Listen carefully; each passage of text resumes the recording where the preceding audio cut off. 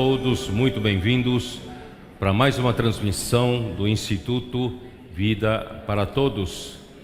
Dentro do tema geral, Evangelho de João, Palavra, Vida e Edificação.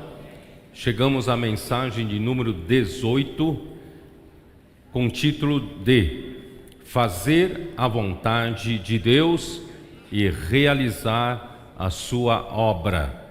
A leitura da Bíblia, João capítulo 4, versículos de 27 até 45. 27 a 45. Nós estamos dentro do contexto da história da mulher de Samaria. E nós sabemos que Jesus, ele estava com seus discípulos na Judeia. E eu havia mencionado que tudo que acontece de importante se fazia naquela época na Judeia e não em Galileia, porque Judeia era uma região, que corre notícias, lugar mais nobre para os judeus. Então, Jesus, juntamente com seus discípulos, estavam na Judeia. E é interessante que Jesus, o motivo de Jesus ter saído da Judeia e resolver viajar para Galileia foi por causa disso aqui, capítulo 4, no início da história da mulher de Samaria.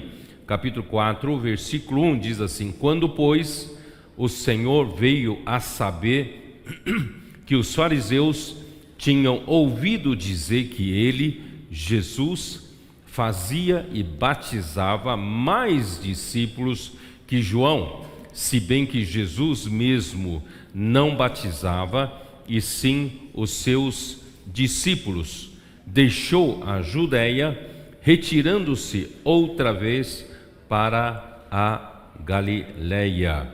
E era-lhe necessário atravessar a província de Samaria. É muito interessante o apóstolo João, ele acrescentar essa explicação. O motivo de Jesus ter se retirado da Judeia e resolvido voltar para Galileia foi por causa dessa situação que pareceu para os judeus uma concorrência. Irmãos, é muito interessante que nós temos que notar que a obra de Deus há uma só direção. A obra de Deus não tem confusão, Não tem duas obras de Deus acontecendo ao mesmo tempo, concorrendo entre si. João Batista foi grandemente usado por Deus, como eu já falei várias vezes, não vou repetir muito. Então, João Batista, cheio do Espírito Santo, fez um excelente trabalho preparando o caminho para o nosso Senhor Jesus iniciar o seu ministério. João Batista foi usado para o batismo de Jesus, e no batismo de Jesus, o próprio João Batista, ele testificou que realmente Jesus era o Filho de Deus, porque ele viu a confirmação do Espírito Santo descendo sobre Jesus como pomba, E ele disse: esse verdadeiramente é o Filho de Deus. No entanto, ele havia com isso terminado o seu trabalho de um precursor de Jesus, mas ele não saiu de cena. Por isso, irmãos, até aqui o trabalho de João Batista foi de excelente nível. Foi um trabalho que, se não fosse pelo Espírito, irmãos, nenhum homem consegue fazer. E João Batista fez um trabalho espetacular, fora da caixa, e introduziu nosso Senhor Jesus. E quando se introduz o nosso Senhor Jesus, irmãos, era hora dele se retirar de cena, mas ele não se retirou.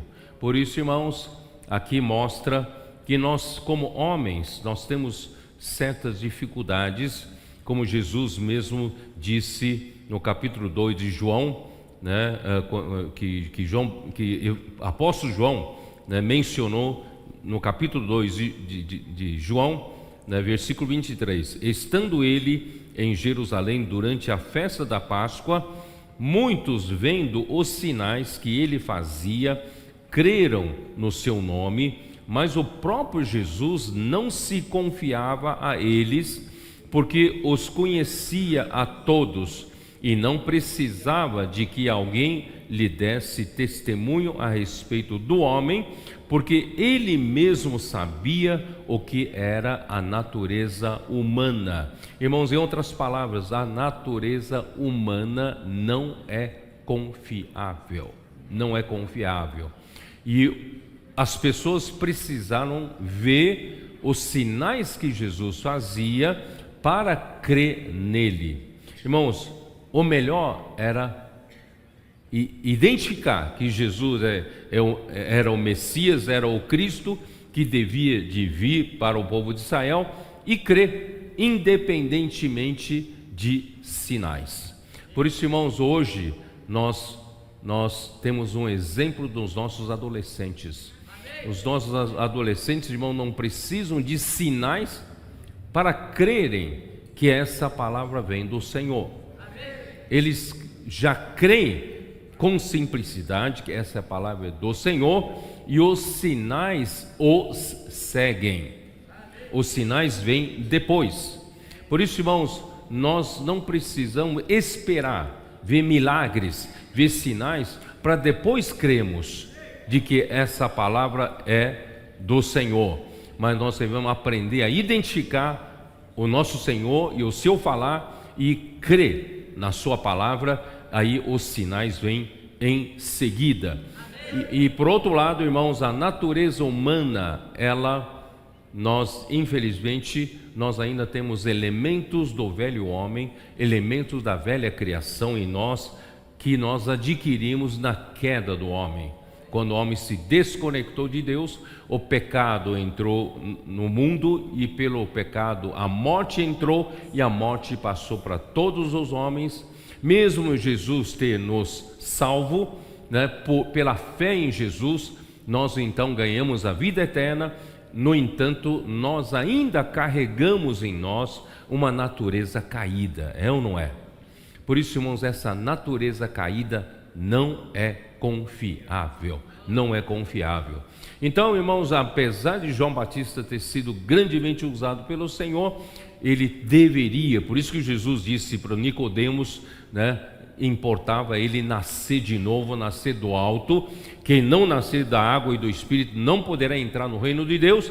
Quem nascer da carne continua sendo a carne, mas quem nascer do Espírito é Espírito. Então, irmãos, graças a Deus, todos nós, acredito que todos que estão aqui, irmãos, creram no Senhor Jesus.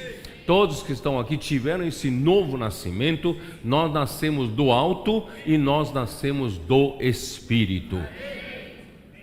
No entanto, nós temos que ter a consciência, nós temos uma vida espiritual em nós, mas nós ainda temos uma vida natural em nós. Por isso, a partir do momento em que nós nascemos do Espírito, nós precisamos aprender a não mais andar pela nossa vida natural da carne, mas aprender a andar a nossa vida no Espírito. Por isso que Jesus disse: o vento sopra para onde quer, ouves a sua voz, mas não sabes de onde vem, nem para onde vai. Assim é todo o que é nascido do Espírito. Em outras palavras, não basta apenas nascer do Espírito, precisamos aprender a partir do nascimento do Espírito a andar pelo Espírito. Certo? porque se você passar ainda a andar pelo seu homem natural, pela sua vida da carne, você não é confiável, não é confiável. E o que aconteceu? João não saiu de cena, ele ficou com pena dele desfazer o seu grupo de seguidores, seu grupo de discípulos. Ele havia muitos seguidores, ele tinha muita popularidade entre os judeus, né? Os judeus tinham João Batista em altíssima conta, né? Então, por causa dessas coisas, irmãos, que o homem natural gosta, o homem natural gosta de popularidade, o homem natural gosta de fama, o homem natural gosta da glória dos homens, o homem natural gosta de seguidores, o homem natural gosta de louvores e elogios humanos. Irmãos, isso é um perigo, é um perigo. Por isso, irmãos, vamos limpar o nosso coração. Estamos aqui, irmãos, tão somente para servir o Senhor de coração puro. Não buscamos nada para nós mesmos. O que nós buscamos, irmãos, é fazer a vontade do Pai. É a única coisa que interessa. Por isso, irmãos, ele não saiu de cena. Infelizmente, Jesus começava a batizar na Judéia e ele estava ali perto também batizando com seus discípulos. Então, pareceu para os judeus e para os de fora uma competição. Irmãos, isso não é legal. Não é verdade? Deus não tem duas obras aqui na terra. Não tem duas obras aqui na terra. Irmãos, é isso que eu quero hoje, né? Na introdução, ainda não vou entrar na mensagem propriamente dita. Na introdução eu queria fazer esse alerta. E João, irmãos, João, ele tem um objetivo muito maior do que mera descrição na letra do seu evangelho. Nós precisamos ir na profundidade. Por isso que os nossos adolescentes, os irmãos, os comportores, o PAC, né, os irmãos e irmãs em geral, têm levado muito a sério, né, a imersão na palavra. Porque, irmãos, a imersão na palavra nos tira da superficialidade. E é muito interessante, irmãos, nós não apenas ficarmos só, né, proclamando. Nós precisamos pedir para o Senhor, Senhor, enquanto nós fazemos a imersão, nós queremos penetrar na profundidade da palavra. O que realmente interessa a Deus nos revelar. O que Deus quer nos revelar, irmãos? Isso muda o nosso ser na essência. Você não fica só na aparência, não é isso? Nós precisamos de uma mudança aqui dentro, na essência, para Deus encher-nos de sua realidade.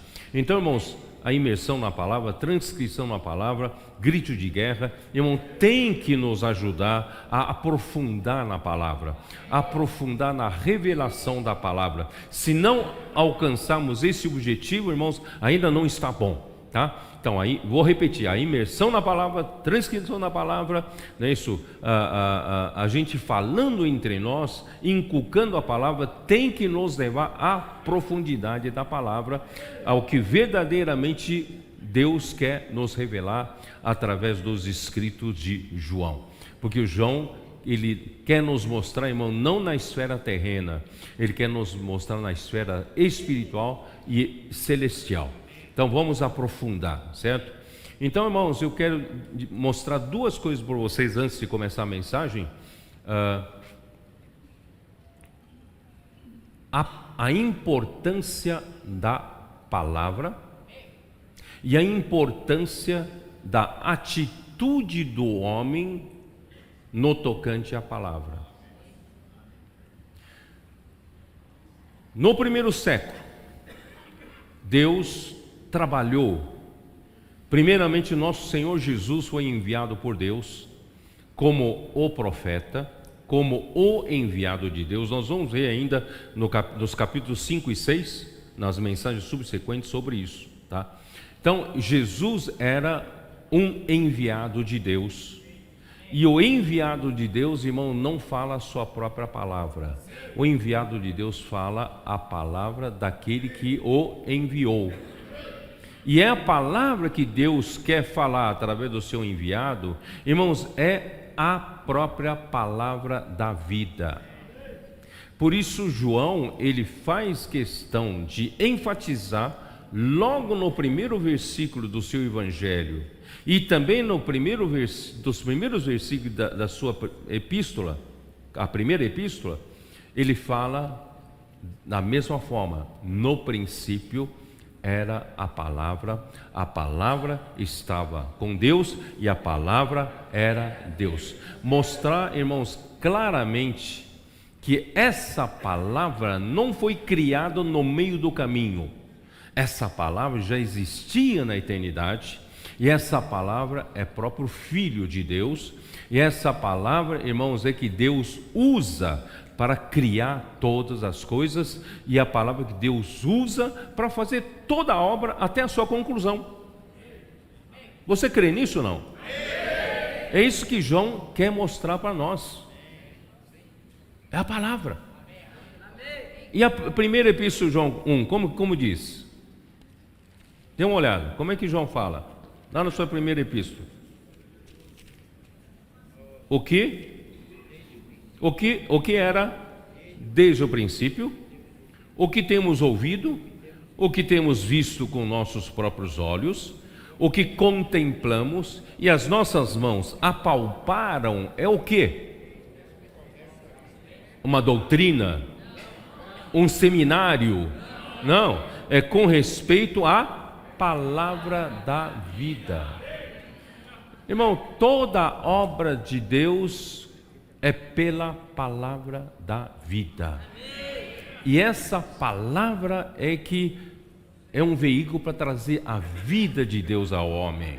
E a vida de Deus, irmãos, é a solução para fazer a vontade de Deus, né? Aí ele fala: e a vida se manifestou, e nós a temos visto, e dela damos testemunho, e lá anunciamos a vida eterna, a qual estava com o Pai e nos foi manifestada.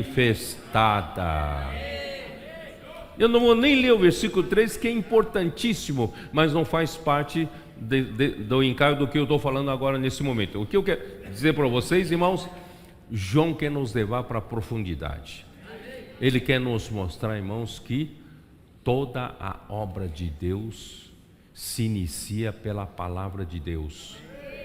E a palavra de Deus é que fez a criação. Toda a criação foi feita pela palavra. Disse Deus: haja luz, e houve luz. Vocês entenderam? Olha como é simples. Deus disse: haja luz, e houve luz. Então não há complicação, não há complicação. É a palavra falada e a obra feita. Tá certo? Tá? Então, vocês perceberam essa é a importância. Agora tem a contrapartida do homem. Então eu vou usar a história do Caná da Galileia, do casamento, para mostrar para vocês como essa coisa funciona. Capítulo 2 de João, Evangelho de João, né? E versículo 5, quando a mãe de Jesus, ela percebeu que para a coisa funcionar, naquele casamento o vinho acabou. E agora? O vinho acabou, quem sabe no melhor momento da festa, acabou o que alegrava a festa. Então a mãe, Jesus, foi falar com Jesus, e Jesus disse: mulher, que tenho eu contigo? A minha hora ainda não chegou. Em outras palavras, eu não é um homem que me dá ordens. Quem me manda fazer alguma coisa é o meu Pai que está nos céus. Eu dependo dele. Se ele me der uma ordem, eu faço. E como eu faço? Pela palavra, tá? Então aí o que a mãe de Jesus disse? Isso é muito importante. Versículo 5.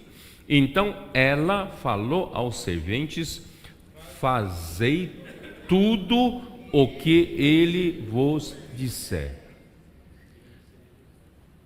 Não sei se vocês perceberam como Deus vai fazer a obra aqui na igreja. Irmãos, eu vou falar a mesma coisa para vocês que a mãe falou, a mãe de Jesus falou para o servente. Irmãos, façam tudo o que Jesus falar. Façam tudo do jeito que Jesus falou. Não invente nada, não precisa acrescentar nada, não precisa complicar, não precisa explicar muito. Essa palavra que Jesus falou vai fazer a obra, vai fazer acontecer as coisas. Os irmãos entenderam ou não? Aí que aconteceu, versículo 7. Jesus lhe disse, Jesus falou, olha, a palavra saiu. Jesus lhe disse: enchei de água as talhas. A palavra saiu. Qual é a contrapartida do homem? E eles as encheram totalmente. Vocês entenderam que precisa haver a palavra e precisa haver a contrapartida. Hoje é a mesma coisa, irmãos. A palavra profética chega até nós, precisa de contrapartida. Qual é a contrapartida? Vamos fazer imediatamente e fazer de acordo com o que a palavra falou. Não invente, né? Então, enchei de água as talhas e eles as encheram totalmente. Então Jesus continuou. Jesus determinou: tirai agora e levai ao mestre Sala. Nessa hora, se eles falarem, mas que besteira, nós acabamos de pôr água, eu vou levar água para o mestre Sala? É besteira isso, irmão. Se eu colocar em dúvida e não fizer de acordo com a palavra do Senhor e acrescentar, né, o meu questionamento, pronto, não vai funcionar. Mas eles não questionaram. O que aconteceu? Eles o fizeram. E quando a água chegou até mestre Sala, conforme a palavra de Jesus, a água se tornou o melhor vinho. Irmãos, é isso que está acontecendo hoje. Ah, Senhor Jesus. Desde a fundação do mundo, irmãos, até quando chegar na plenitude, né, da dispensação dos tempos, quando Cristo encabeçar todas as coisas, irmãos, nesse período, irmãos, é a palavra de Deus é que faz a obra. Na vida da igreja, no primeiro século, o Senhor usou o apóstolo Pedro. E a palavra que Deus usava a Pedro, quando toda vez que ele levantava, representando os 12, mas era Pedro, o porta-voz, não era? No tempo de Pedro, irmãos, tinha 2 canais para falar a palavra de Deus? Não, era um só. Que confusão seria, irmãos, no meio do povo de Deus, receber 2 vozes diferentes? Não seria uma confusão? Mas Deus não é de confusão. Deus levantou Pedro, certo? Graças a Deus, o evangelho se espalhou por Jerusalém e toda a Judeia, chegando até Samaria. Pedro foi usado para abrir a porta do reino dos céus, da igreja, para os judeus que creram. Depois, no dia da casa do Cornélio, no capítulo 10 de Atos, ele abriu a porta também para os gentios que creram no Senhor Jesus. Aí, tanto judeus como gentios que creram no Senhor Jesus foram batizados pelo Espírito Santo para serem o mesmo corpo, membros do mesmo corpo. Aí surgiu o corpo de Cristo, que não há judeus, não há gregos, todos são membros vivos do corpo de Cristo. No entanto, essa realidade não poderia ser levada por Pedro, porque Pedro ainda tinha muito conceito com relação ao judaísmo, com relação aos gentios. E também, dentro de casa, em Jerusalém, havia os que eram da seita, né, dos fariseus, que defendiam que além de crer em Jesus para ser salvo, precisava guardar a lei de Moisés e serem circuncidados. E isso tudo impedia o evangelho de ser espalhado e propagado e semear essa palavra para toda a terra gentia. Deus então foi forçado a levantar Saulo. Saulo foi levantado, Paulo foi levantado. O que Paulo ele se considerava? Eu me considero o menor de todos os santos. Irmão, geralmente o canal escolhido por Deus, ele não se julga digno. Não sei se você já percebeu. Aqueles que disputam querer ser canal e não foi escolhido, geralmente ele se acha digno. Mas quem foi escolhido, irmão, não se acha digno. Paulo fala assim, na verdade, eu sou o menor de todos os apóstolos. Eu fui perseguidor da igreja. Mas pela sua graça, ele me considerou fiel, designando-me para esse ministério. E a partir daí, eu estou vivendo pela graça de Deus. Ele não fala em 1 Coríntios 15, pela graça de Deus eu sou o que sou. Antes eu trabalhei muito mais do que todos eles, todavia não eu, mas a graça de Deus comigo. Irmãos, quem é escolhido como canal de Deus para falar por Deus, irmãos, não se julga capaz. E o que aconteceu? Toda a palavra desse canal não vem dele. De que procedência era a palavra do apóstolo Paulo? É mediante uma revelação que eu recebi do Senhor a respeito dos mistérios de Cristo, é que eu prego como o evangelho das insondáveis riquezas de Cristo. Então, irmãos, o canal escolhido por Deus, ele não fala suas próprias palavras, ele fala aquilo que Deus quer falar e mostrado a ele por meio de revelações. Não é palavra dele. E por isso, irmãos, que essa palavra funciona. Só que, irmãos, aí depois veio João, a mesma coisa. Só que no tempo de Paulo, irmão, já havia muita concorrência também. O homem não tinha esse conceito de que, porque no meio dos gregos havia muitos partidos de escolas filosóficas. Vocês conhecem a Grécia. A Grécia é de onde houve o nascedouro, de toda a democracia e também de muitas linhas filosóficas. Então eles tinham muitas opções, um cardápio de opções de filósofo A, filósofo B, C, D, E. Eles tinham um menu de alternativas. Mas, irmãos, isso é num conceito humano. Na obra de Deus não tem esse menu.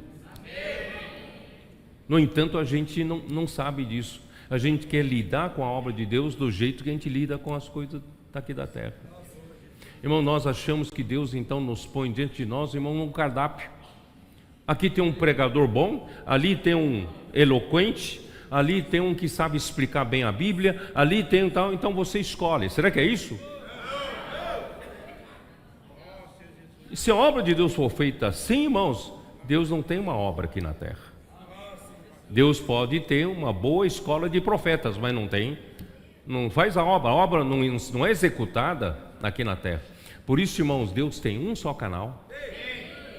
E a palavra que esse canal fala, irmãos, não é uma palavra de informação, não é uma palavra de doutrina, não é uma palavra de instrução, mas é a própria palavra que é Cristo. Por isso eu tenho enfatizado esse nome, esse termo, a palavra profética, para diferenciar de uma palavra como mera informação, como uma palavra como mera doutrina. A palavra profética é aquela palavra que Deus fala hoje conosco, que é o próprio Cristo que vem pela revelação e chega à igreja, irmãos, como suprimento de vida. E é essa vida que chega através de um canal, irmão, só pode ser um.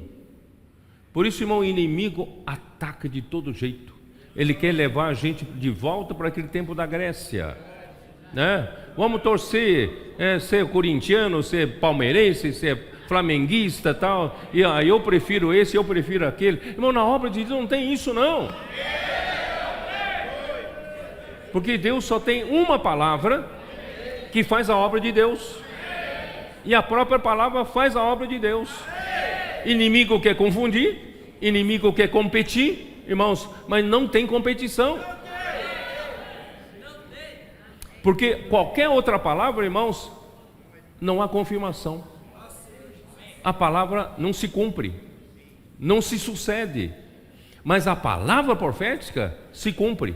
A palavra profética, a confirmação, a palavra profética seguem a ela sinais, prodígios, milagres e coisas acontecem, faz a igreja avançar. Estou certo ou não? Mas durante todo o tempo houve essa tentativa de Satanás de confundir. Tanto é que vocês sabem Moisés. Moisés, quando foi chamado pelo Senhor para servi-lo no começo do livro de Êxodo, Moisés falou: Senhor, agora não, né? Quando eu tinha 40 anos de idade, eu estava cheio de si, fui preparado na melhor faculdade do Egito, eu sabia falar muito bem, sabia discursar, eu sabia também artes marciais, eu sabia muito bem a prática, fazia aplicar a teoria, eu estava bom, e quando saí para defender o povo de Israel, tomei um vexame. Aí Faraó, eu matei um egípcio, e Faraó passou a me procurar para me matar. Eu tive que fugir, fiquei 40 anos no deserto de Midian, e ali eu não tive com quem aplicar tudo que eu aprendi no Egito. Todo dia era apacentar as ovelhas do meu sogro Jetro. E não tinha mais discurso, porque todo o tempo era ouvir balido das ovelhas, né? Né? E eu perdi toda a minha eloquência.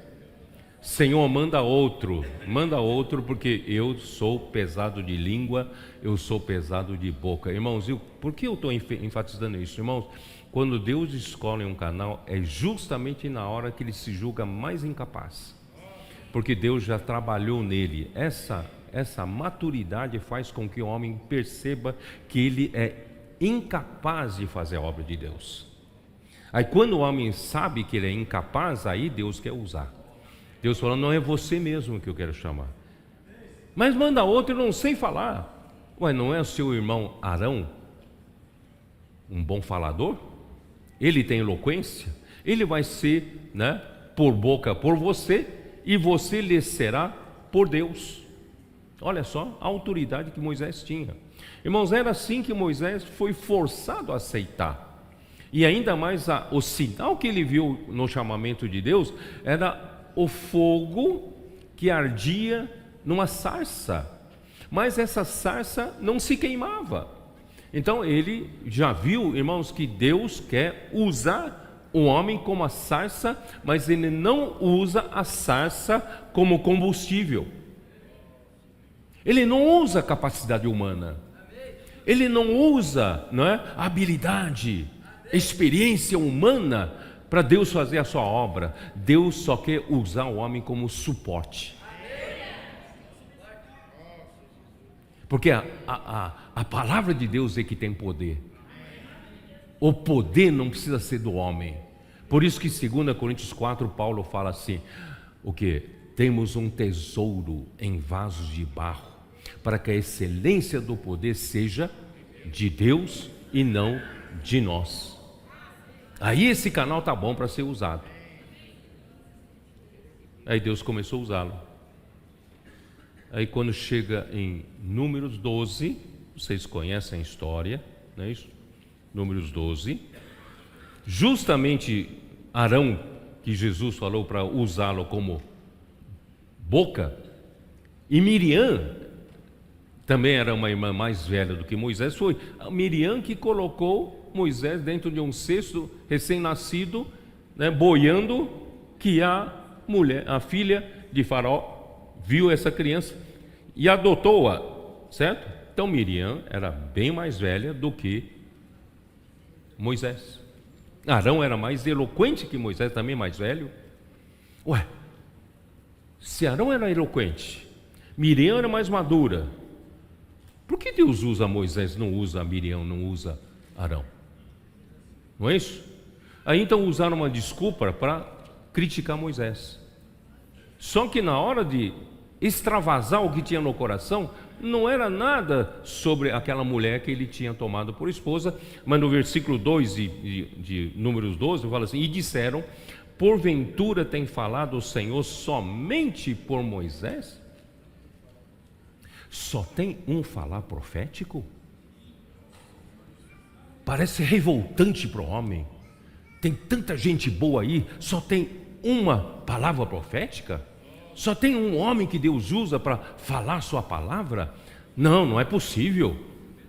Irmão, não te soa razoável ouvir esse argumento?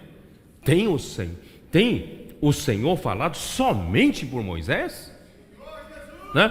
Não tem falado também por nós? Também não tem falado por nós? Irmãos, na verdade, essas palavras são faladas, esses questionamentos começam, sabe por quem? Por aqueles que se julgam capazes de Deus escolhê-los para seu canal. Mas Deus tem suas razões de não ter escolhido, certo? Justamente por essa presunção, justamente por esse julgamento que eles acham que são capazes de ser. Mas quem se julga capaz não vai ser escolhido. Então, esses que julgam ser, que é melhor, né, que Deus deveria escolher a ele, Deus não escolhe. E esses então questionam e começam a fazer, né, trabalho de oposição contra Moisés. Versículo 3: era o varão Moisés muito manso, mais do que todos os homens que havia sobre a terra. Você sabe por que foi posto esse versículo aqui? O que tem a ver com mansidão aqui agora? Você percebeu porque esse versículo foi colocado aqui com um propósito? Sabe com que propósito? Sabe qual? Moisés não está nem aí em ambição a esse posto. Ele nunca disputou esse cargo, nunca disputou esse lugar com ninguém. No coração dele não tem o mínimo conceito de posição nem de primazia. Ele não tem isso no seu coração. Não sei se os irmãos estão percebendo aqui. Irmão, geralmente o canal que o Senhor escolhe, ele já não tem mais esperança nele mesmo. Ele se julga incapaz, né? E ele não está no seu coração a ambição pela posição. E a ambição pela posição, irmão, arruinou a história da igreja a partir do século II. A igreja, na história da igreja, a igreja desceu ladeira abaixo quando surgiu a hierarquia, quando surgiu o clericalismo, porque cada um queria ser melhor que o outro. Cada um queria galgar posições superiores a outro. Até que, irmão, disso veio o quê? Vieram os bispos, os arcebispos, os cardeais, até chegar no Papa. Irmão, isso é galgar a posição, buscar ser melhor que o outro. Mas, irmão, no caminho de Deus é inverso. Lúcifer, sábio, capaz, bonito. Você quer ver um homem bonito? Não é no retrato de Jesus, não. Aquele retrato é falso. Loiro, olhos azuis. Jesus não era assim bonito, não. Bonito era Lúcifer, sabia? Ele era um homem bonito. Ele era homem, não, era um anjo, né? Ele era formoso, muito bonito. Então você vai pela beleza, não é por esse caminho, não. Ele queria ser o grande, ele queria ser co-rei, ele queria dividir o trono com Deus. Deus o lançou por terra. E Jesus tomou que caminho? Jesus veio aqui provou que é capaz. Jesus veio aqui na terra, ele é o tal. Ele foi recebido que não nasceu numa manjedoura, nasceu no palácio. Não, ele veio, tomou o caminho da humildade. Não buscou nada para si. Ele fala assim: as palavras que eu falo por vocês, eu não falo por mim mesmo. Eu não vim buscar a minha própria glória, mas a glória daquele que me enviou. Eu não vim aqui para fazer a minha própria vontade, mas a vontade daquele que me enviou. Vocês entenderam? Ele foi por outro caminho inverso. Irmão, quanto mais você quer galgar posição na igreja, irmão, você está no caminho de Satanás. Não galgue posições na igreja. Não busque cargos na igreja com suas manipulações, suas palavras bonitas. Irmão, não siga esse caminho. Se humilhe. Tome lição de cruz. Certo? Aí o que o Senhor Jesus, o que Deus falou? Então, versículo 6: então disse: ouvi agora as minhas palavras. Se entre vós há profeta, eu, o Senhor, em visão a ele, me faço conhecer e falo com ele em sonho. Mas não é assim com meu servo Moisés, que é fiel em toda a minha casa. Tem profeta entre o povo de Deus? Tem profetas, certo? E quando Deus quer usar pelo seu Espírito algum profeta, irmãos, quem comanda esses profetas é o Espírito de Deus. E o Espírito de Deus não pode ter duas linhas, tem que ter uma só linha. Estou claro ou não? Estou sendo claro ou não? Então, irmãos, aí no versículo 8: boca a boca falo com ele claramente. É revelação mesmo, né? E não por enigmas, pois ele vê a forma do Senhor, como pois não temestes falar contra o meu servo, contra Moisés? Como é que você não teve medo de falar contra meu servo? Eu escolhi a ele. E a ira do Senhor contra ele se acendeu, a nuvem afastou de sobre a tenda, eis que a Miriam achou-se leprosa, ficou branca como a neve. E olhou Arão para Miriam, eis que estava leprosa. Arão ficou desesperado. Moisés, ora por mim, por favor, ora por mim. E eu não quero ficar leproso, não quero ficar. Me perdoa, né? Irmãos, Deus mesmo vindicou a situação.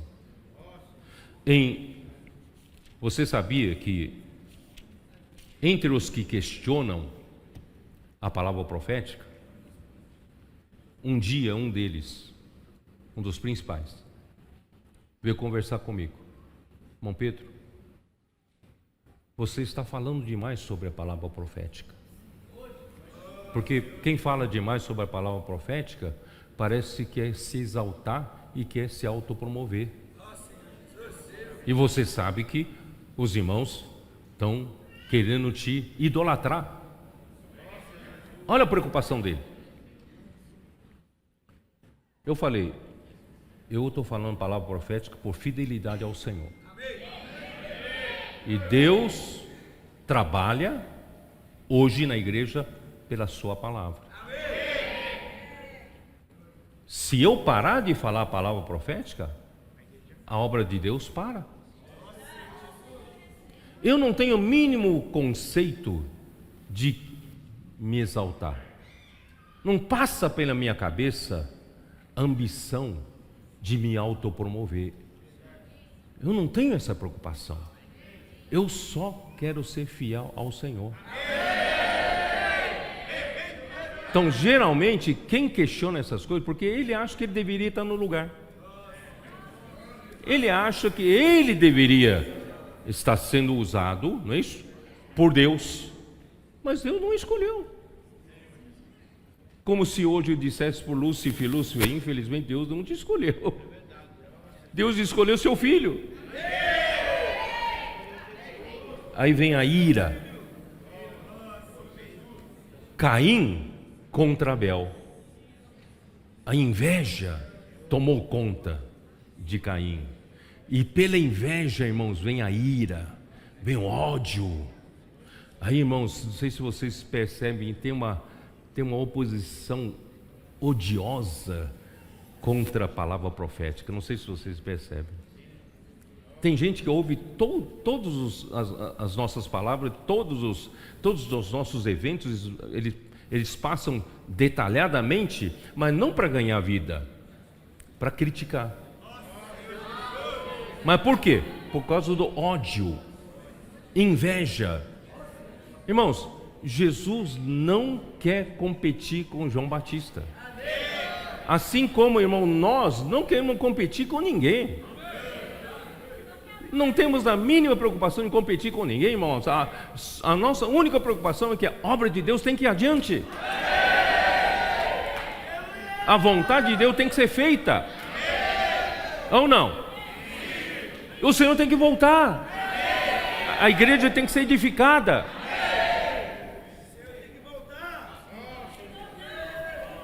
Ó Senhor Jesus.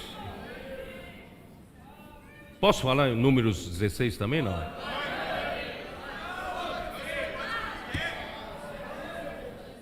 E eu Deus, se eu não entrar na mensagem, não tem problema, me deixar para outra?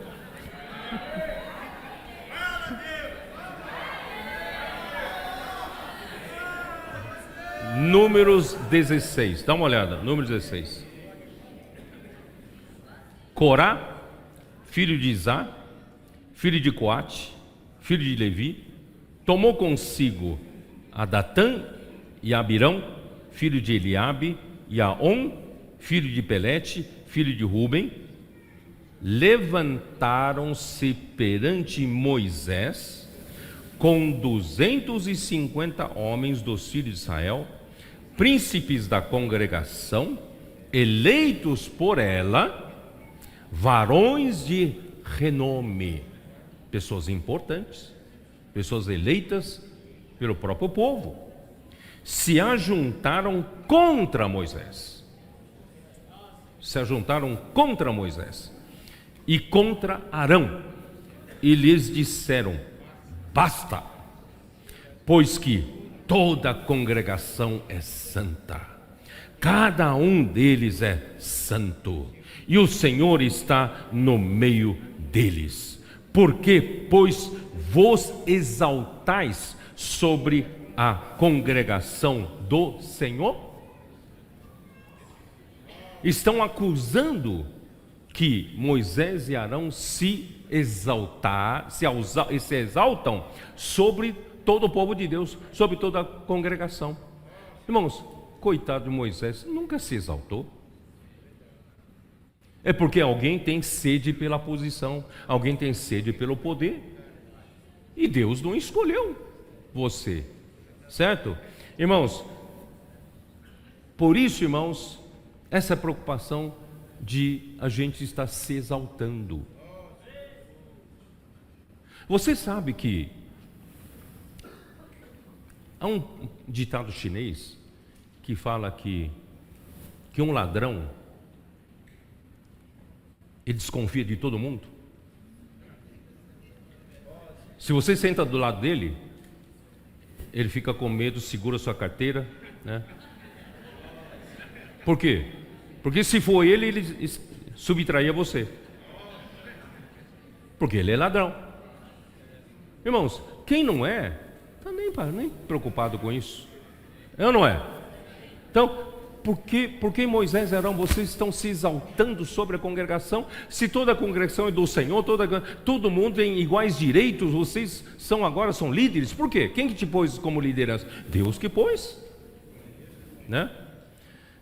Tendo ouvido isso, Moisés caiu sobre o seu rosto e falou a Corá e todo o seu grupo, dizendo: amanhã pela manhã o Senhor fará saber quem é dele e quem é o santo que ele fará chegar a si, aquele a quem escolher fará chegar a si. Fazei isto, tomai vós, incensários, Corá e todo o seu grupo, e pondo fogo neles amanhã, sobre eles deitai incenso sobre o Senhor, e será que o homem a quem o Senhor escolher, este será o santo. Basta-vos, filho de Levi. Chega. Disse mais Moisés a Corá: ouvi agora, filho de Levi, Acaso é para vós coisa de somenos que o Deus de Israel vos separou da congregação de Israel para vos fazer chegar a si, a fim de cumprides o serviço do tabernáculo do Senhor, estardes perante a congregação para ministrar-lhe? Todo esse tempo o Senhor te deu oportunidade de poder servi-lo.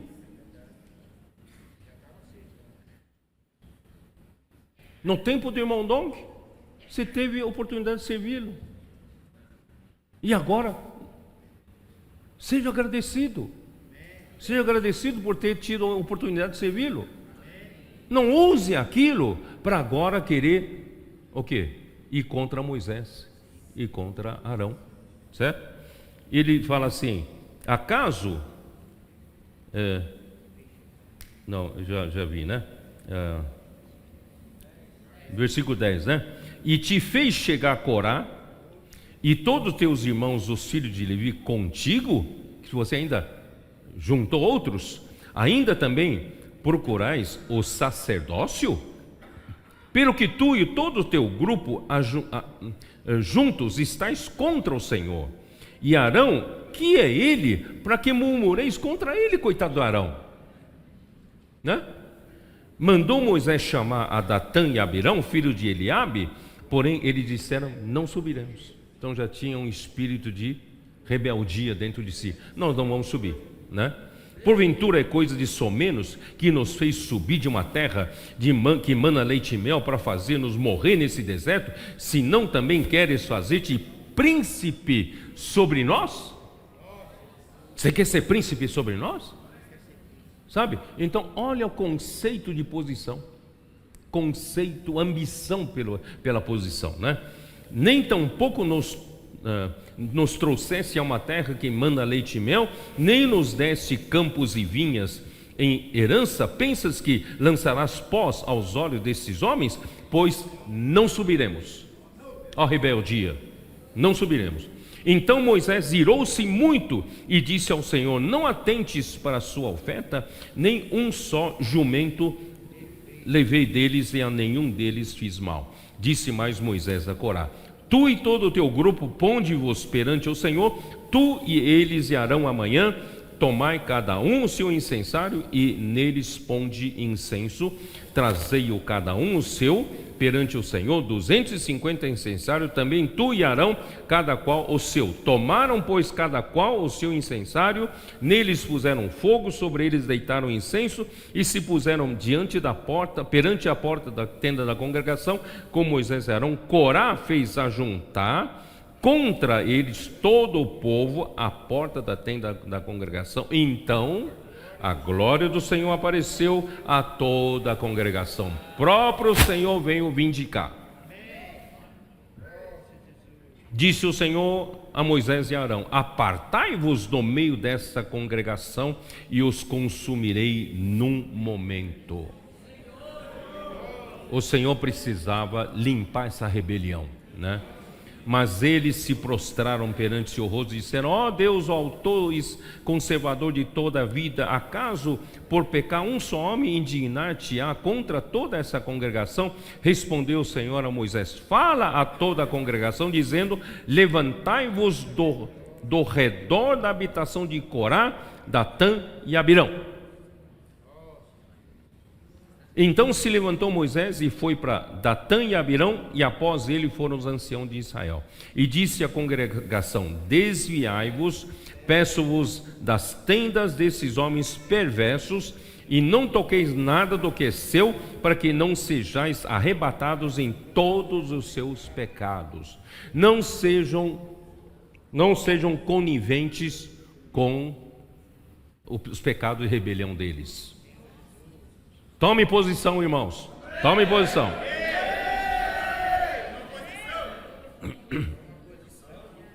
Sai de perto. Levantaram-se, pois, do redor da habitação de Corá, Datã e Abirão, e Datã e Abirão saíram e se puseram à porta da sua tenda, juntamente com suas mulheres, seus filhos e suas crianças. Irmãos, geralmente os rebeldes já começam a rebeliar dentro da sua própria família. dentro da sua própria casa e começam com atitude rebelde, né? Já começam a contaminar os da sua própria casa, né? Então disse Moisés: nisto conhecereis que o Senhor me enviou a realizar todas estas obras que não procedem de mim mesmo. Irmãos, eu vou ler de novo esse versículo. Presta bem atenção que Moisés disse aqui. Então disse Moisés: nisto conhecereis que o Senhor me enviou. Moisés não se candidatou, Moisés não se colocou sobre a congregação, exaltando a si mesmo.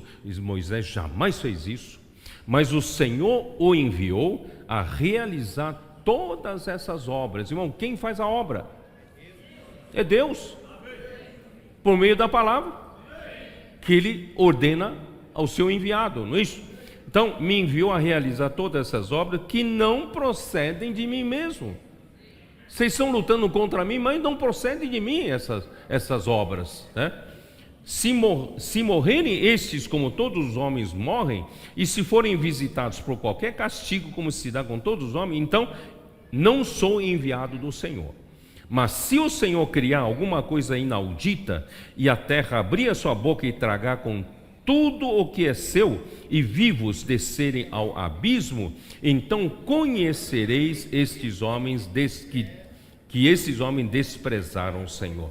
E aconteceu que, acabando ele de falar todas essas palavras, a terra debaixo deles se fendeu, abriu a sua boca e os tragou com as suas casas, como também todos os homens que pertenciam a Corá e todos os seus bens. Ele e todos os que lhe pertenciam desceram vivos ao abismo. A terra os cobriu e pereceram do meio da congregação. Todo Israel que estava ao redor deles fugiu do seu grito, porque diziam: não suceda que a terra nos trague a nós também. Procedente do Senhor saiu fogo e consumiu os 250 homens que ofereciam o incenso.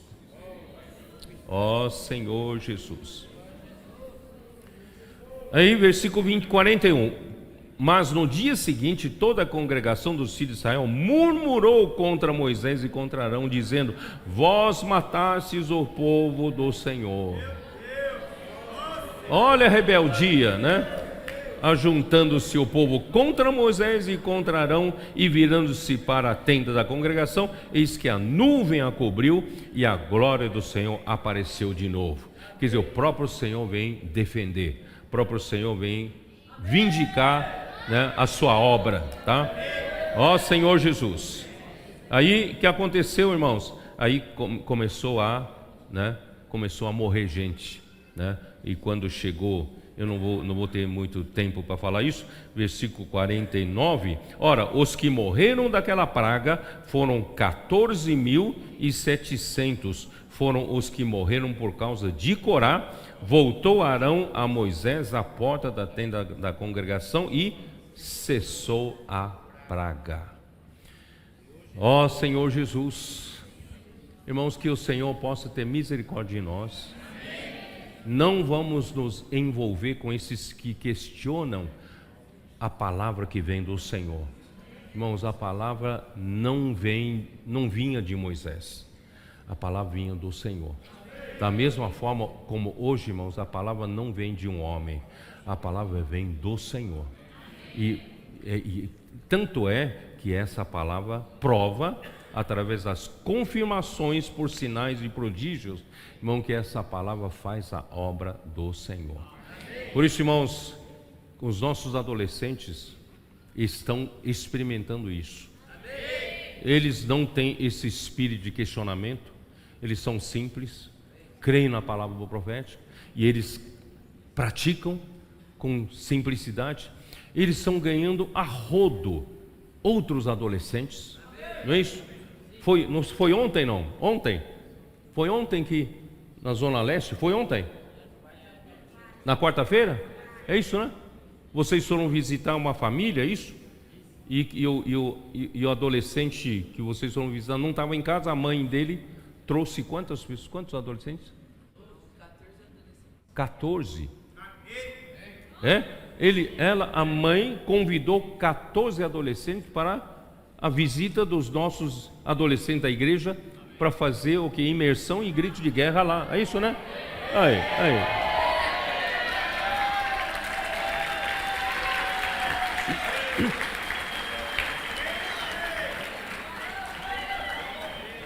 Aí, chegando lá, parece que apareceram mais, né? Apareceram mais 5. Não é? Quem que faz essa obra? Irmãos, homem não tem capacidade de fazer isso. É Deus que está fazendo por meio da sua palavra. Aí o que eles fizeram nessa reunião? Imersão na palavra.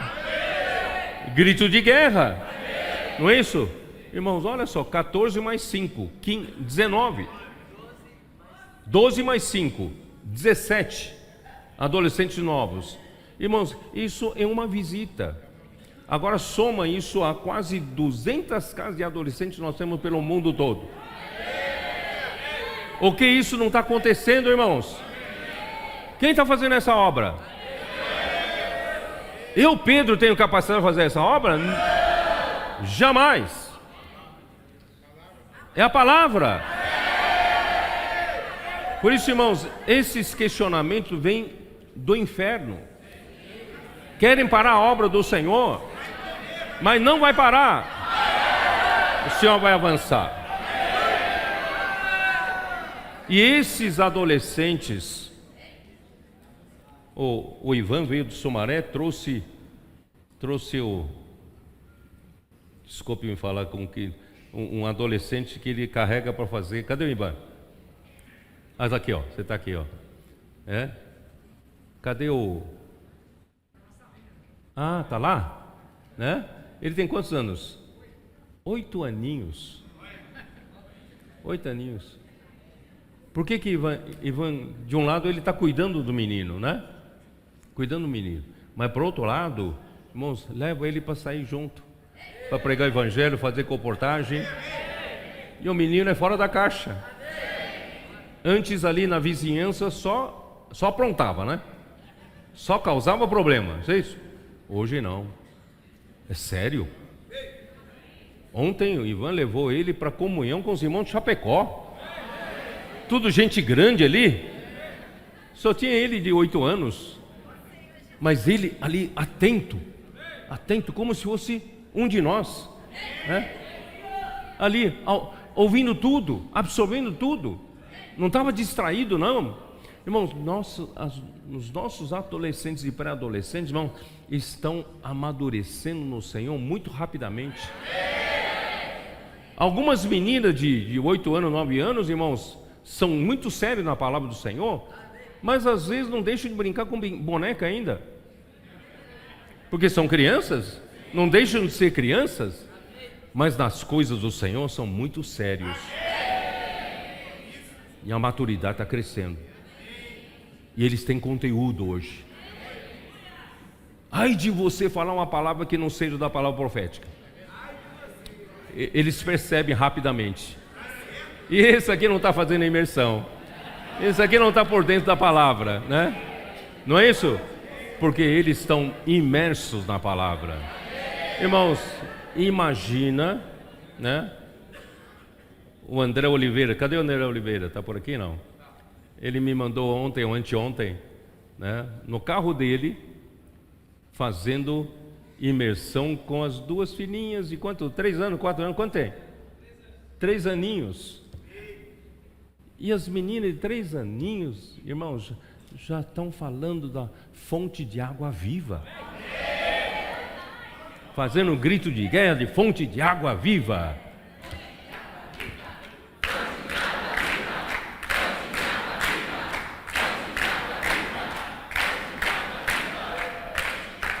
Eles vão crescer nesse ambiente, vão crescer, irmão, nessa cultura, crendo na palavra e vendo a palavra. Eles vão ter experiência de que a palavra faz a obra. Irmãos, o Senhor está formando um exército formidável.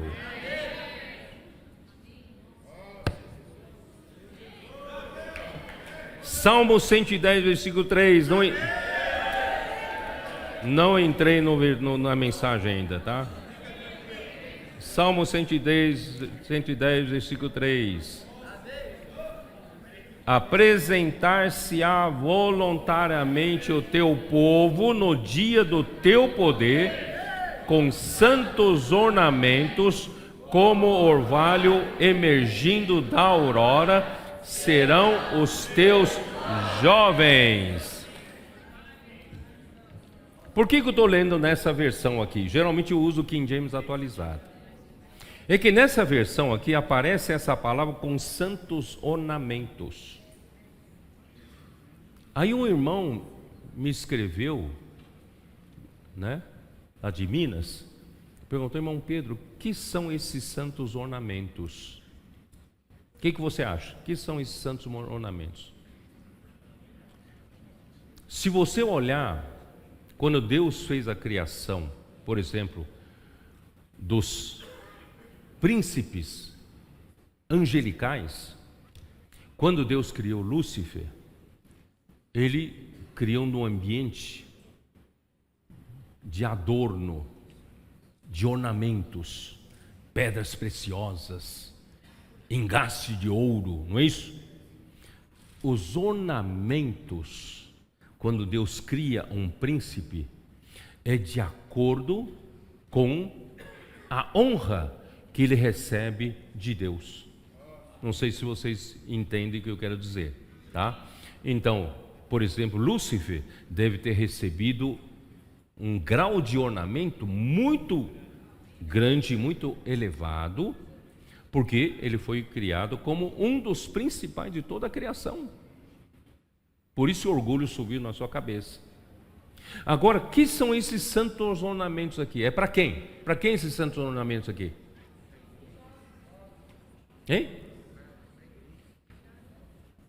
Esses santos ornamentos são para honrar quem? Para honrar o Filho, para honrar Cristo.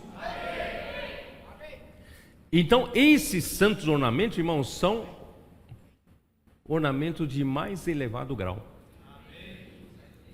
E o que Deus deu como santos ornamentos para o Filho, para Cristo?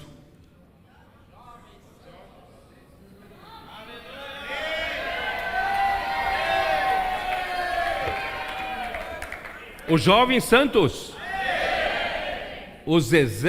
um exército de jovens santos. Vocês estão percebendo que Deus deu vocês jovens e adolescentes como honra, para honrar o nosso Senhor Jesus Cristo, com a finalidade de quê? De fazê-lo rei, de fazê-lo rei sobre as nações. Ele vai reinar sobre as nações. E Deus, por isso que Deus deu vocês como exército para trazer de volta. Vocês que não têm questionamentos que os adultos têm. Vocês são simples, creem na palavra profética, e a palavra está acontecendo. Irmãos, crescendo nessa cultura, você imagina o que o Senhor pode fazer daqui para frente. É a palavra que faz. Mas ele precisa da contrapartida da igreja. E hoje encontrou essa contrapartida. Nós cremos com simplicidade. Ó Senhor Jesus. Eu vou entrar um pouquinho, vai.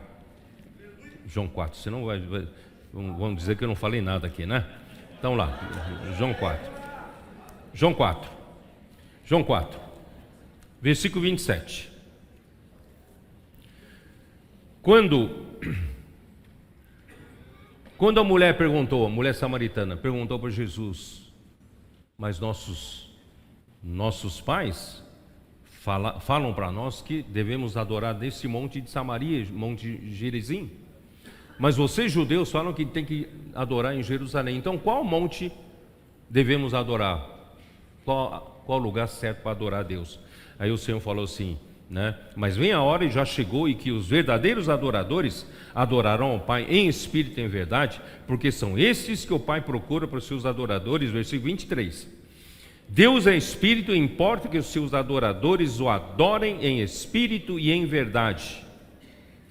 Aí respondeu a mulher: eu sei que há de vir o Messias, chamado Cristo. Quando ele vier, nos anunciará todas estas coisas.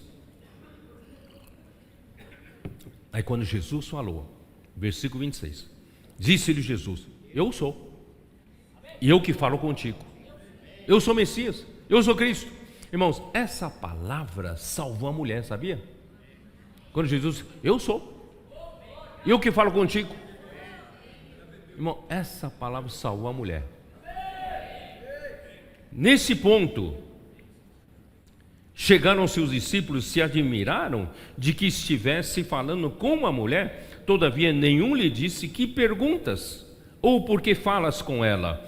Quanto à mulher, deixou seu cântaro, foi à cidade e disse àqueles homens: vinde comigo e vede um homem que me disse tudo quanto tenho feito. Será este porventura o Cristo? Saíram, pois, da cidade, vieram a ter com ele. Os discípulos foram para a cidade fazer compra, para Jesus comer e para eles comerem. E não trouxeram ninguém da cidade para Jesus. Eles não poderiam dizer assim, ó: Jesus, ou Messias, ou Cristo está aqui. Nós estamos aqui para comprar comida para ele. Vocês não querem ir lá ver, não? Vamos lá, vem ver. Mas não levaram um. Levaram um. Nem saíram para: posso orar por você? Não pregaram, não falaram, anunciaram boas novas, não levaram uma pessoa. Mas essa mulher, claro que eles questionaram: por que Jesus está falando com essa mulher, ainda mulher samaritana, né? Quanto a essa mulher, irmãos, deixou seu cântaro. O que é deixar o seu cântaro? Deixou o instrumento da sua religião, que ele confiava. Irmãos, quando a gente encontra-se com Jesus e recebe uma palavra viva, irmão, a gente deixa a maneira antiga das nossas estruturas religiosas, nossa maneira convencional de adorar a Deus, maneira tradicional de servir ao Senhor, que exige um pouco da nossa contrapartida de ter um cântaro, uma corda para puxar água. Ainda água o poço é fundo, tem que buscar água, então precisa do esforço humano, da capacidade humana, do suor humano para fazer alguma coisa para agradar a Deus. Irmãos, agora Jesus chegou. Não é mais esse caminho. Agora, irmãos, é trazer as pessoas até Jesus através da palavra profética. Por isso que eles vão visitar. Eles foram visitar um adolescente, e a mãe desse adolescente convidam 12 adolescentes novos, e depois chegam mais 5, né? Então são 17 adolescentes que, certo, foram beneficiados com essa palavra profética. Irmãos, é isso. Daqui para frente não precisamos andar no velho caminho, com cântaros, com capacidade nossa, certo? Aquela velha maneira de reunião. Ó Senhor Jesus, a manivela. Irmão, sinceramente, teve um tempo, irmãos, que até mesmo eu estava meio entediado para vir para a reunião. Mas hoje, que alegria, irmãos, que Jesus está aqui, a palavra está aqui, alegria, vida, não é isso? Aí a gente traz cidade inteira. Essa mulher que foi salva, irmão, trouxe a cidade inteira. Os discípulos não trouxeram um, ela trouxe a cidade inteira, né? Aí nesse ínterim, Ó Senhor Jesus. Ó, eu vou ler aqui o que eu escrevi aqui. A mulher que teve 5 maridos e vive com um que não era seu marido, mesmo assim cheia de tradições religiosas, confiava no poço de Jacó e em seu cântaro utensílio para retirar água, para assim levar a sua vida de insatisfações. As palavras de Jesus a iluminaram e ela deve ter se arrependido, pois disse: ele me disse tudo quanto tenho feito. Quando o Senhor Jesus lhe disse que era o Cristo, ela deve ter crido e foi logo anunciar a cidade. Irmãos, foi uma só palavra. Se eu falar, Jesus falou assim: eu sou. Eu que falo contigo, eu sou. Essa uma só palavra, irmãos, salvou ela, né? E que mudança rápida de alguém que era pecador, confiante nas suas tradições religiosas, para alguém que reagiu rapidamente à água viva que bebeu e foi imediatamente anunciar a todos na cidade. Uma pessoa que ganha dessa maneira viva, também ela é viva para reproduzir sua vida que recebeu para trazer outras pessoas. João quer nos revelar que as tradições religiosas que tanto confiamos estão na árvore do conhecimento do bem e do mal. Tanto o lado bom quanto o seu lado mal pertence à mesma árvore. Não se engane, né?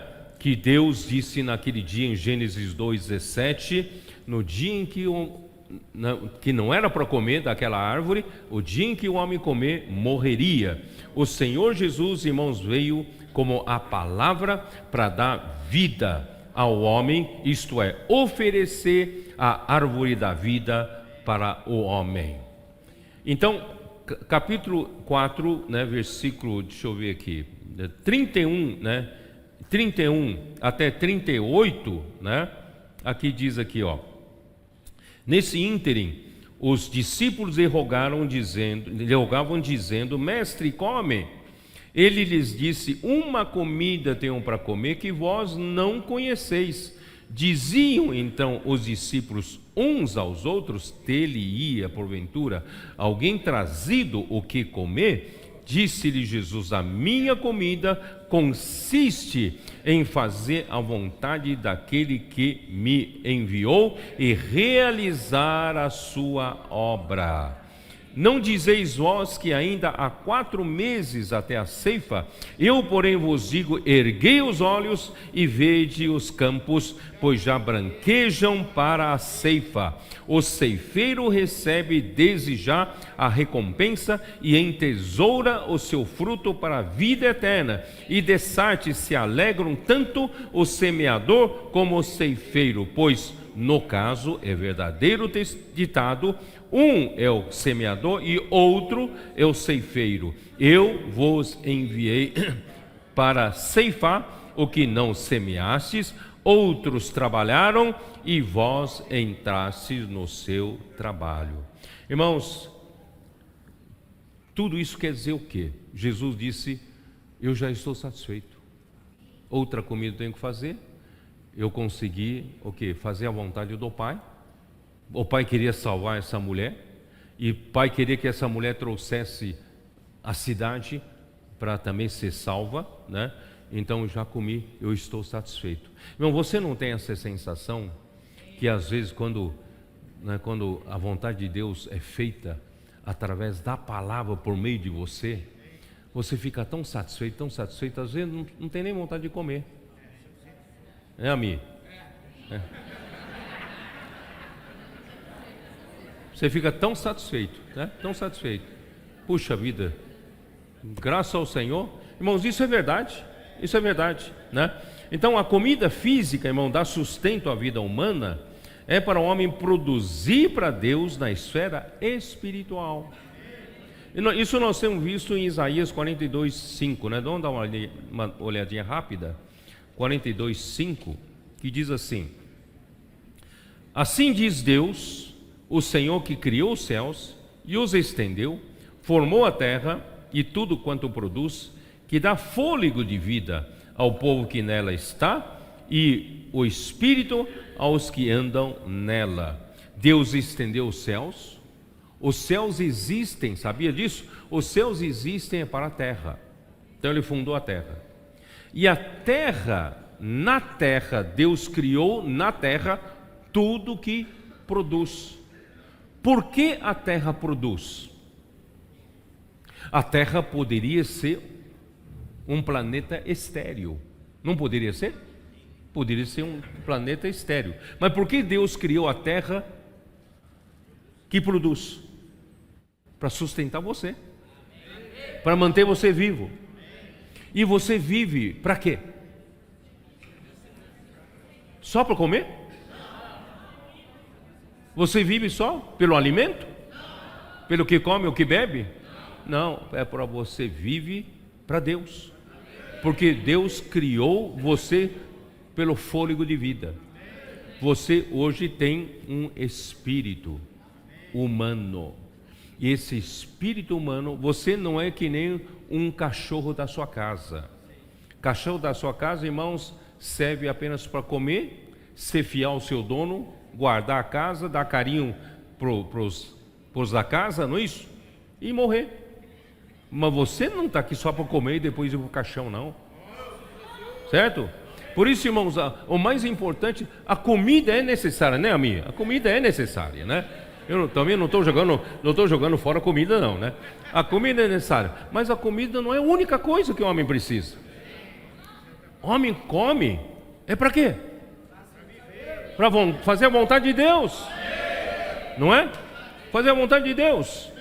E como é fazer a vontade de Deus? Isaías 55, né? Versículo 10: porque assim como descem a chuva e a neve dos céus, e para lá não tornam, sem que primeiro reguem a terra, e a fecundem, e a façam brotar, para dar semente ao semeador e pão ao que come. Assim será a palavra que sair da minha boca. Vocês estão percebendo que é a palavra profética. A palavra que sair da minha boca não voltará para mim vazia, mas fará o que me apraz, e prosperará naquilo para que a designei.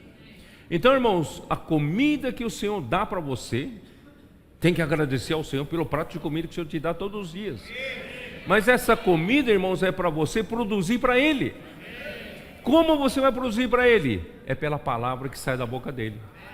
Por isso, irmão, não enche apenas o seu estômago de comida, enche-se da palavra. Palavra profética, imersão, transcrição, dormir com Deus, acordar com Deus, sair para pregar o evangelho. Posso orar por você? Quer ser um missionário, né? Vem viver a vida da igreja conosco. Irmãos, é para isso que nós vivemos. E quando nós fazemos a vontade de Deus, irmão, nós ficamos satisfeitos. Por isso, irmãos, o verdadeiro sentido da vida humana é fazer a vontade de Deus e realizar a sua obra. E a vontade de Deus é governar a terra por meio do encabeçamento de Cristo, né? E realizar a sua obra por meio da palavra que sai da sua boca. Isso sim dá real satisfação ao homem. Quem está feliz? Está feliz porque comeu uma boa comida? Está feliz porque a palavra em você está fazendo a obra de Deus? Não é isso? Agora eu vou explicar rapidamente sobre a ceifa, tá? Não dizei vós que ainda há 4 meses até a ceifa? Eu, porém, vos digo, erguei os olhos e vede os campos, pois já branquejam para a ceifa. O ceifeiro recebe desde já a recompensa, em tesoura o seu fruto para a vida eterna, e dessarte se alegram tanto o semeador como o ceifeiro, tá? Irmãos, a vida que nós recebemos quando cremos em Jesus é uma vida por si só reprodutora. Nós não ficamos só com essa vida em nós mesmos. No passado nós não acostumamos a viver apenas a vida da igreja dentro de 4 paredes. Mas graças ao Senhor, o Senhor nos deu um novo começo. Nós começamos a querer essa mulher, ganhou a vida que veio pela água viva e foi logo correndo para a cidade, né, para dizer para aquelas pessoas que conviviam com ela que encontrou Cristo, encontrou água viva, né? Então essa vida que dentro de nós é uma fonte a jorrar para a vida eterna. Ela é uma vida reprodutora, quer produzir, quer fazer outros ganharem essa vida, tá? Então, né, ó Senhor Jesus, essa vida, irmão, não somente mata a nossa sede, mas essa vida jorra como água viva também para outras pessoas, seja para semear ou para ceifar, tá? Eu vou explicar isso. A mulher samaritana creu no Senhor e saiu imediatamente à cidade para anunciar a Cristo. Por isso, os nossos comportores, nossos jovens, estão afoitos para sair, para reproduzir essa vida. Irmãos, é por causa desse efeito, né? Essa vida quer se reproduzir. Você ganhou benefício, você quer que outras pessoas ganhem benefício. Por isso, irmãos, a comportagem, a nossa pregação do Evangelho não é por qualquer interesse. É por amor às pessoas e por uma reação espontânea dessa vida. Nós queremos sair também, falar para outras pessoas. Hoje nós ouvimos na sala de comunhão, é isso? Uma pessoa que foi abordada por um desses nossos jovens, não é isso? E essa pessoa estava realmente a um ponto de se jogar na frente de um carro e se matar. E o nosso jovem, posso orar por você, comportagem dinâmica, irmãos, salvou.